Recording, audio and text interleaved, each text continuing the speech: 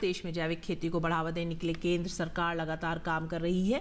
भारत में जैविक मैन के नाम से विख्यात पूर्व सांसद और आर.के. सिन्हा इस दिशा में बीते 5 दशक से काम कर रहे हैं।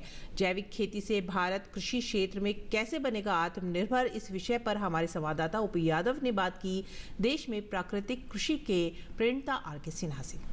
भारत सरकार देश में प्राकृतिक कृषि को बढ़ावा देने के साथ साथ परंपरागत कृषि पद्धतियों को आगे बढ़ाने के लिए लगातार काम कर रही है और इसी सरकार की संकल्पना को कई ऐसे लोग हैं जो निजी तौर पर भी आगे बढ़ा रहे हैं। अभी हमारे साथ आर.के. सिन्हा हैं, ऑर्गेनिक मैन के नाम से न केवल देश बल्कि दुनिया भर में विख्यात भी हैं और इन्होंने कई तरह के प्राकृतिक कृषि और जैविक खेती को लेकर नवाचार किए हैं।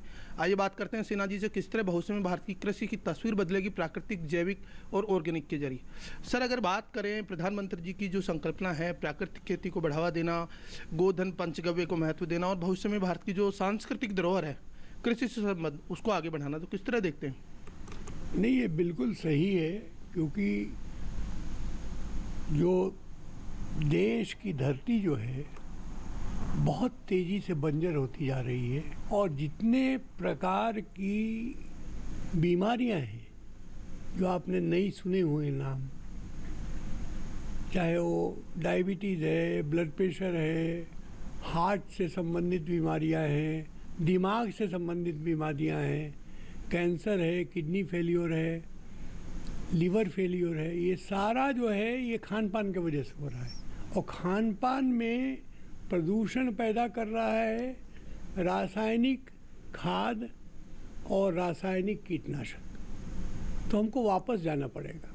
गाय रखो, बछड़े अगर मान लीजिए आप बैलगाड़ी नहीं चलाते हो तो भी उनके गौमूत्र और गोबर से ही आप इतना उर्वरक और कीटनाशक बना लोगे कि आपकी खेती समृद्ध रहेगी, आपको कोई दिक्कत नहीं होगा।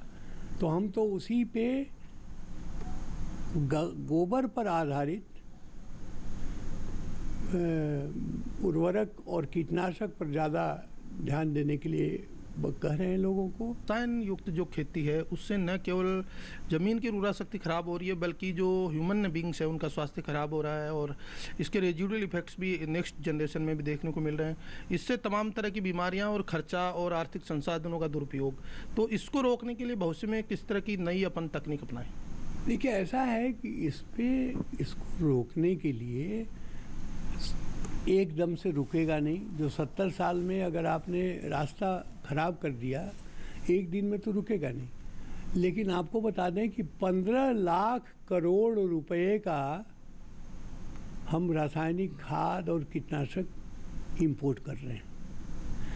अगर हम ये सिद्ध कर लें कि इनके रासायनिक उर्वरकों और कीटनाशकों की बराबरी की शक्ति हमारे गाय के गोबर, गौमूत्र और हमारे वनस्पतियों में है, तो आप समझ लो, एक तो 15 लाख करोड़ का इंपोर्ट बंद होगा और दूसरे 15 लाख नहीं, कम से कम 30 लाख 50 लाख लोगों को अपने गांव में ही रोजगार मिलेगा। पंचगव्य की महत्ता पौराणिक काल से रही है, लेकिन वर्तमान में आधुनिक चिकित्सा पद्धतियां आने के बाद ये कहीं गौण हो गई। वेस्टर्न कंट्रीज में आज भी इन चीज़ों को फिर से नए सिरे से अपनाया जा रहा है। आयुर्वेद में और यूनानी में तो सारे वनस्पतियों का और गौमूत्र का और गोबर का, गाय के घी का, दही का, ये तो उपयोग है, तो इसलिए तो इसका बढ़ावा मिलेगा।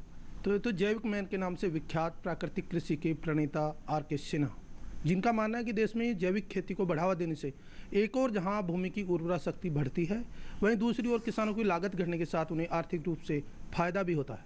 मेरे से कैमरामैन किशन चंद्र के साथ मैं OP Yadav, DD news, Delhi.